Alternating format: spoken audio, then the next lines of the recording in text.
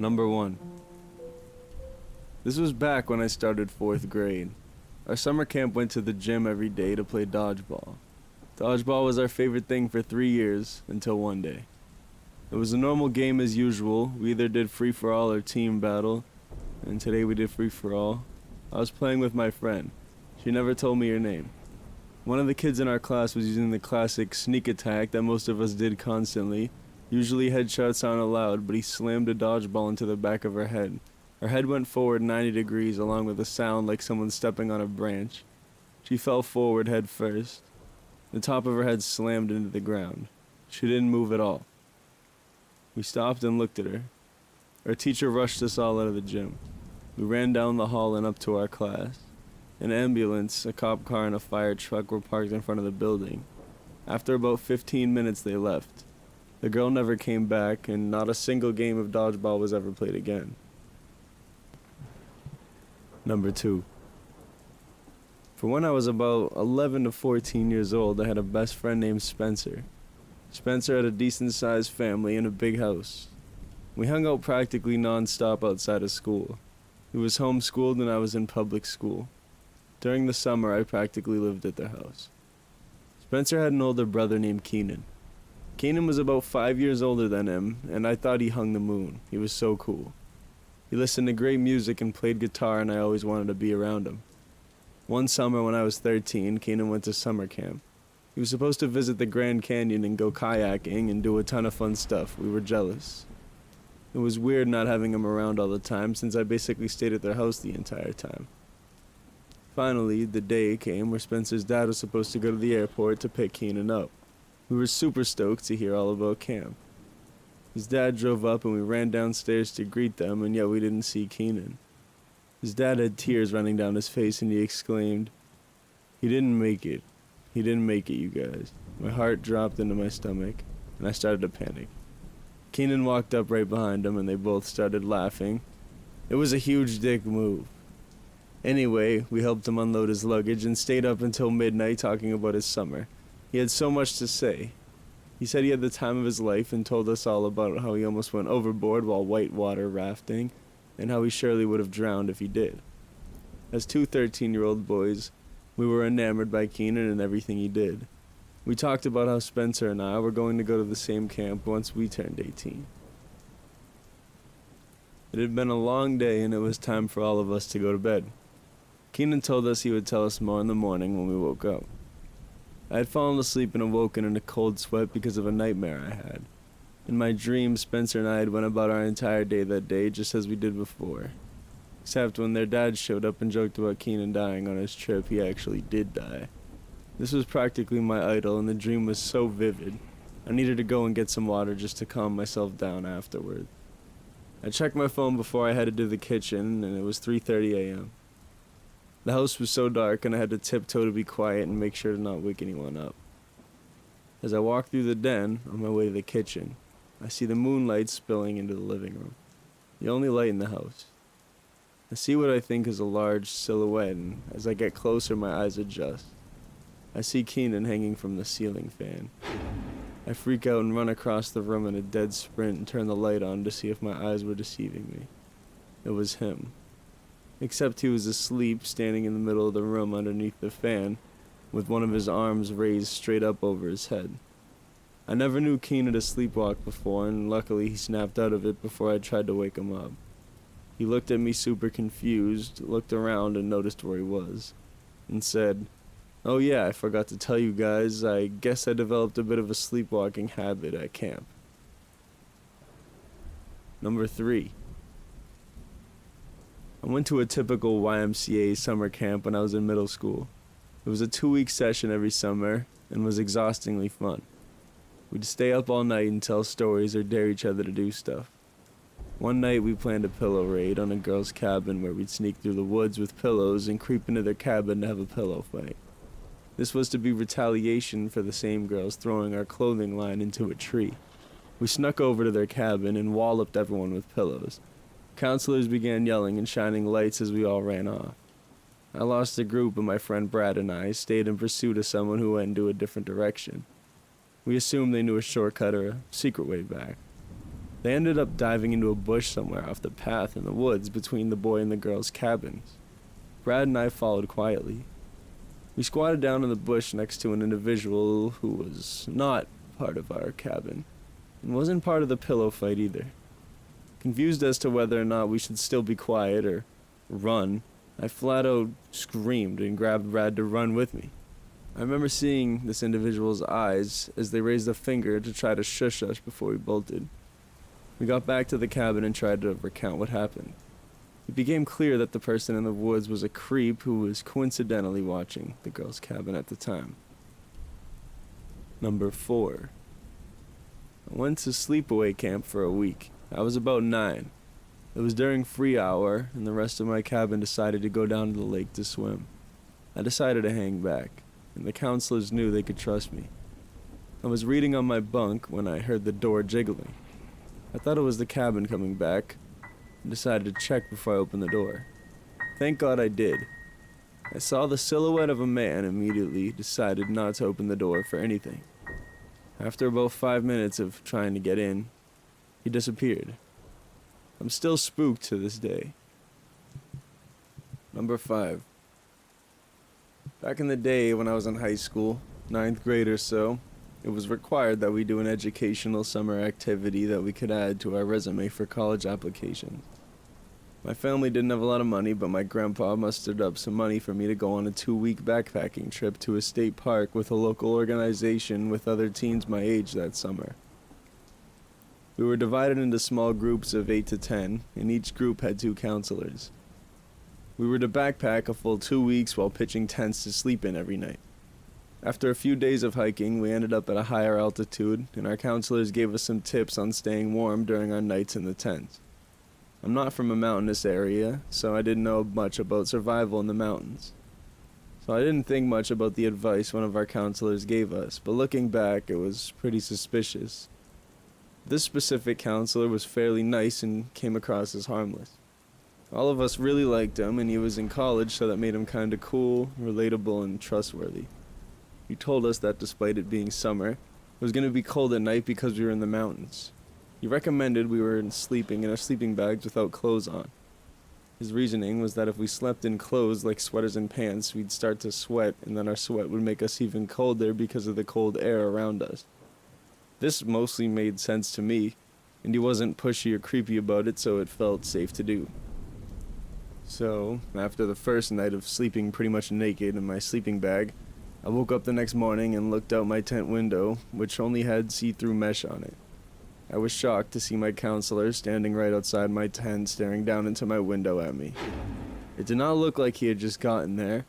It looked like he had been there. He didn't say anything to me or even smile. Because I was just waking up and still half asleep, I didn't really know what to do. I remember just being embarrassed because I was still naked and didn't want him to see me like that. So I pulled my sleeping bag over me and just looked away. He walked away, still not having said anything to me.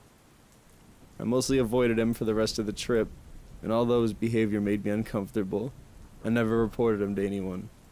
I only started sharing the story a few years back, and by the way, sleeping naked did not personally keep me warm. If anything, I was colder and didn't sleep naked for the rest of the trip either. Number 6. I was in my late 20s, had a few days off, and wanted to be out in the mountains, camp, fly fish. I tried recruiting a few friends, but everyone was busy, so I went alone. No big deal.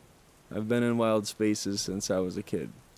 I was excited to try this new part of the Uinta mountain range, a vastly forested high mountain wilderness. The first day was uneventful. Caught some nice fish and drank too much. The next evening, things got weird. I had a fire going, nobody around. I was gazing at the stars when I noticed a flashlight out on the horizon approaching me. No big deal, another backpacker like me. I kinda forgot about it until I noticed another light from the opposite direction.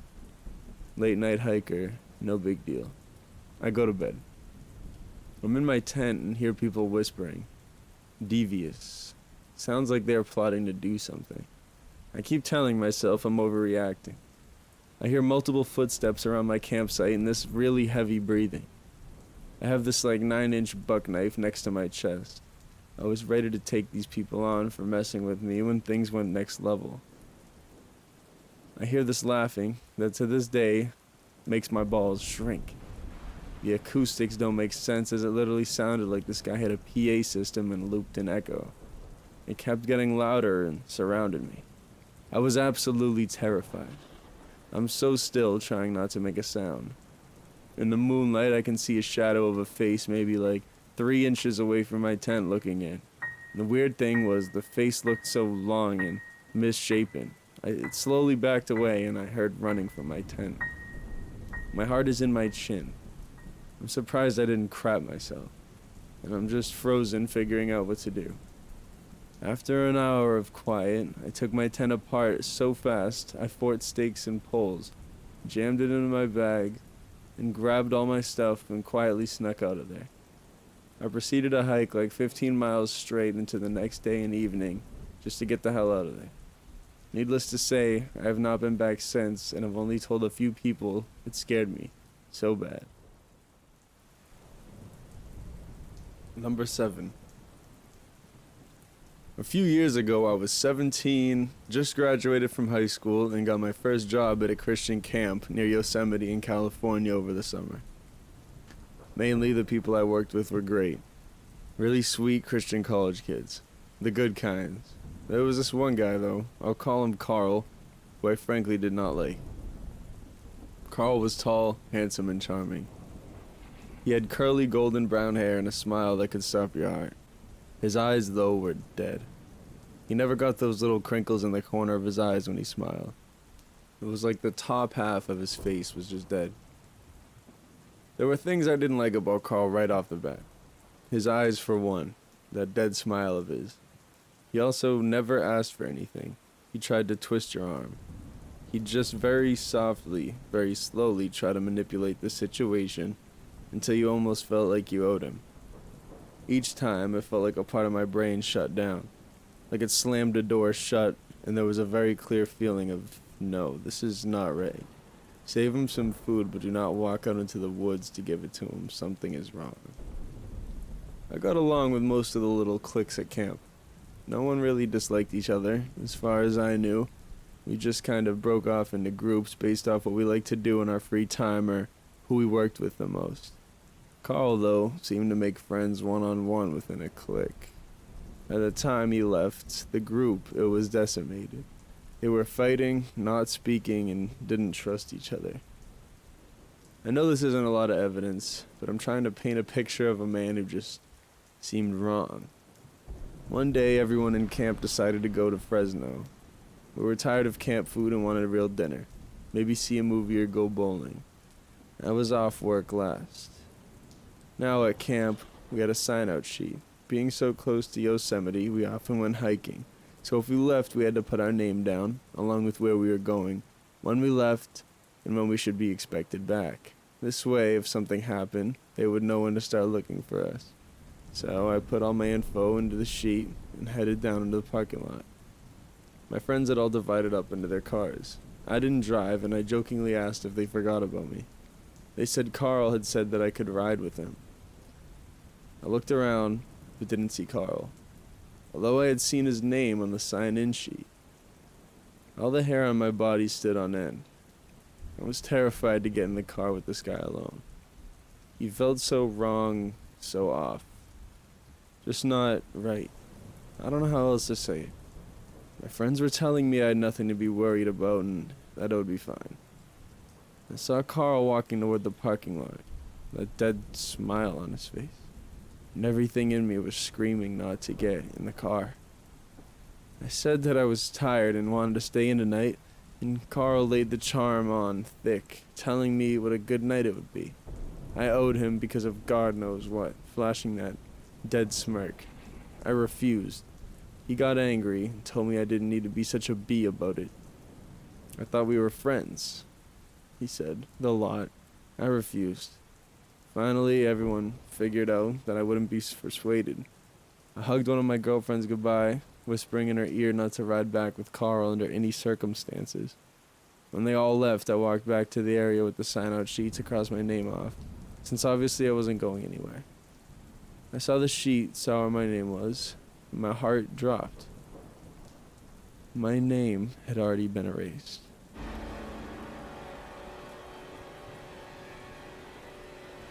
Number 8. This happened about 15 years ago. So my buddies and I went fish camping at a pretty remote lake off of a 4x4 trail about 2 hours from home. There were 4 of us.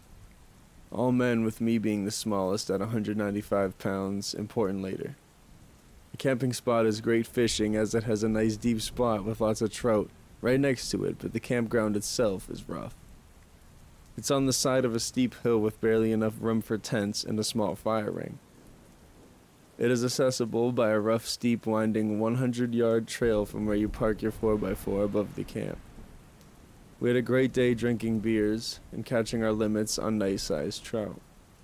After it got dark, we made a small fire and just BS'd the night away. It was a great time. Suddenly, there was someone shining a blinding light in our eyes from about 10 to 20 yards away. We didn't hear this person approach at all. This person announced themselves as the sheriff. One of my friends asked, "Are you, our county's name, sheriff?" The stranger didn't respond to the question. Instead, he shined a light in each of our faces and then said, "Have a good night," then walked off. We sat there dumbfounded, asking each other what the hell was that. After a minute or two, curiosity eventually got the better of me, so I lit up this person with my stupidly powerful flashlight. He was about 50 to 60 yards away at this point, right before a crest and bend of the trail, right before he was out of sight. We all saw it. It was just some dude in a flannel shirt and jeans. I said, "That is not a damn sheriff." He must have heard me, as you could see him start moving quickly for a second before he was out of sight. A few moments later, we heard an engine start, and that was that. Strange we didn't hear the vehicle earlier, but I attribute that to being drunk and loud. Now what makes this kinda scary is what if it wasn't 4 big dudes he approached? What if it was a single person or a couple? What would he intend to do? Should we have chased after this person? Debatable. Should we have reported this to the actual sheriff's department? Absolutely, but sadly we never did. Number 9. I was on a job where I had to drive site to site and do a small upgrade to the shelving at every CVS pharmacy in California. I'm about a month into the contract and I've gotten over a 100-mile drive through the redwoods to my next location. As I'm driving, I notice that I smell a slight funk on myself. If I can smell it, it will be 100 times worse to the client. I'll need to figure out how to get a shower and change clothes before arriving at the next location. I'm about 40 miles deep on this isolated stretch of highway through the redwoods when I see a sign for a camp at the next exit. I take the turn off to see if they have a shower. I pull into this really small camp that has about 15 spots all tied together in a circle. It's an awful camp, but it's deserted and they have a shower. Perfect. I grab a towel and a change of clothes and head to the bath building. As I approach, I can hear water running. I get to the building and there's someone in one of the stalls taking a shower. And this is really weird. The camp is deserted, no cars, no tents. It's the middle of winter and we're miles and miles from civilization. So who in the world could be there? It's gotta be a pot farmer, right? Maybe a homeless dude. Are there meth labs in the redwoods? I'm not quite spooked by it, but my instincts are telling me that this is very weird. I decide to go ahead and use one of the showers a few stalls down from him. I'm comforted that the doors are thick metal with the big strong bolt lock. The shower runs on quarters. Nice, California. I take off my clothes and slide some quarters into the slot and the water immediately turns on. A second later, I hear, woo, F word. Oh no, I must have stolen this hot water. I feel awful, but I can't shut it off. The water instantly runs when the quarters go in. Nothing I can do. So, uneasily, I step under the water wondering what's going through this other guy's head. And I don't have to wait long to find out. I'm about a minute into my shower when BAM! There's a huge smash against my metal shower door, followed by him screaming, "Ah!" Bam, bam, bam. This dude is trying to kick down my door. I'm petrified. I get out of the shower and stand by the door, dripping wet and naked with my fists up in case he gets in. I can't put into words about how uncomfortable I felt about the concept of fighting naked. I kept thinking I should try to put my pants on real quick, but couldn't bring myself to do it because if the door gave way while my pants were around my ankles, I would absolutely get destroyed. I also thought about the implications of fighting someone miles and miles from the next human being. What are the stakes? I've been in more than a handful of bar fights and even enjoyed a boxing match with my friends, but there was never any real danger. If someone was getting hurt, everyone breaks it up. Is this guy gonna stop fighting if he wins? Is this the fight to the death in his mind? I'm so scared that I'm near panicking, but I try to control my breathing and give myself the best possible chance at coming out of this. After what felt like an eternity of him trying to get in, even though it was probably only a minute or two, he stopped screaming and banging, and I call out to him, "Hey, I'm sorry, I'll give you more quarters." There's no answer. I wait a few more minutes and finally relax a little. Whew. He's got his wits about him. I resume my shower thinking about how weird this is and wondering if he'll be waiting for me. And I think about my truck. I've got a few grand worth of tools in there, and I literally can't afford to lose them. I'm sure he's in it. Soaking wet, I jump out of the shower, throw on my pants, slam open my stall door, and go running out toward my vehicle. As I turn the corner of the building toward the parking area at full sprint, I'm so relieved to see that he's nowhere around. He must have slinked back to wherever he hides in the wilderness. Thank God. Dear homeless, hippie, meth lab, crazy person, please calm down.